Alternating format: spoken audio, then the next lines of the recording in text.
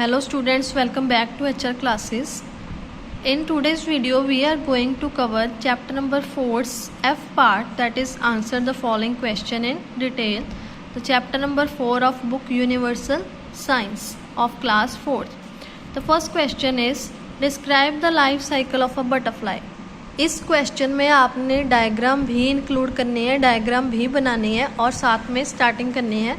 A butterfly has 4 stages of development in life cycle. It lays eggs on the leaves. The eggs hatch to produce larva. The eggs hatch to produce larva. The larva of a butterfly is called a caterpillar. The third stage is the pupa. The third stage is the pupa. In this stage, the larvae cover themselves with a thread-like structure called cocoon. The caterpillar undergoes transformation inside the cocoon and adult emerges from the cocoon. जो lines मैंने बोली है वही लिखनी है और एक दो लाइंस मैंने नहीं बोली वो कट कर देनी है और साथ में डायग्राम भी बनानी है. नेक्स्ट हमारा है difference between the life cycle of a frog and a house fly. तो देखिए student, second question, the difference between life cycle of a frog and a house fly. First point हम लिखेंगे a female frog lays hundreds of eggs in a pond और a lake. And house fly के case में क्या है, जो female flag है, जो फीमेल जो है हाउस फ्लाई वो lays 100 of eggs somewhere on the land, वो पानी में कभी अंडे नहीं देगी. द फ्रॉग के केस में the larva is known as tadpole और हाउस फ्लाई के केस में larva is known as maggot. And third, in about 11 weeks a tadpole changes completely into an adult frog. And house fly के case में the larva after some days become pupa and when pupa break down and adult butterfly house fly comes out. Next है third question, kangaroos give birth to their babies but they are called marsupials, why? Answer आपको मिल जाएगा page number 43 पे. First of all आपने एक line question में से लिखनी है kangaroos give birth to the babies and kangaroos have a pouch on their body to carry their young ones. Animals that carry their young ones in their pouch are called marsupials. Kangaroo को इसीलिए मार्सुपाइल कहा जाता है क्योंकि वो अपने baby को अपने पाउच में कैरी करता है. नेक्स्ट क्वेश्चन है हमारा, how do mammals take care of their young ones after they are born. इसका आंसर आपको पेज नंबर 43 पे मिल जाएगा कि how do mammals take care of their young ones. जब मैमल्स के बच्चे पैदा हो जाते हैं तो मैमल्स उनकी केयर कैसे करती हैं.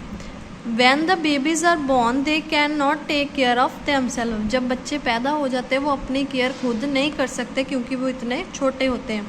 The mothers care for them, feeds them and protect them till they can look after themself. जब तक बच्चे अपने आप को संभालने के योग नहीं हो जाते तब तक उनकी केयर कौन करता है, mother. Some mammals such as tiger and teach their young one to hunt. After some time they can live on their own and kangaroos carry their baby with them. आप यहाँ तक भी लिख सकते हो और आप यहाँ तक हंट तक भी लिख सकते हो. दाम जो ये वाली लाइन है when the babies are born से लेकर आप हंट तक ही लिख लो. नेक्स्ट क्वेश्चन है, where do turtles lay eggs, what do they do with their babies after hatch. तो इसका आंसर आपको पेज नंबर 42 में रेप्टाइल वाले पैराग्राफ में मिल जाएगा. ये देखिए, टर्टल्स एंड क्रोकोडाइल लिखा है, आपने लिखना only turtles. Turtles dig shallow pits generally near the river banks and lay eggs there. जो टर्टल्स है वो शैलो पिट्स, जो रिवर के पास वाला बैंक होता है उसके पास जो है खाई खोदते हैं और उसमें अपने अंडे देते हैं. और उसके बाद यहाँ टर्टल्स लिख लीजिए. Turtles carry their young one to the water body after the egg hatch and take care of them for some time. Next question है, discuss the life cycle of a cockroach. इसका answer आपको मिलेगा page number 41 पे. During this time के जगह आपने लिखना है during the Metamorphosis time the egg of the insects transform into a form called nymph. जो कॉकरोच का लावा होता है, जो छोटी स्टेज होती है जो एग के बाद आती है उसको बोलते हैं हम nymph. It does not have wings. जो nymph होता है उसके wings नहीं होते. The nymph shed its outer covering number of times and changes into an adult. जो निम्फ है वो अपनी आउटर कवरिंग बहुत सारी टाइम उतारता है ताकि वो एक अडल्ट में ट्रांसफॉर्म हो सके, और इस स्टेज को कहते हैं मोल्टिंग। ये हो गया कॉकरोच का लाइफ साइकिल, और इसके साथ ये डायग्राम भी आएगी।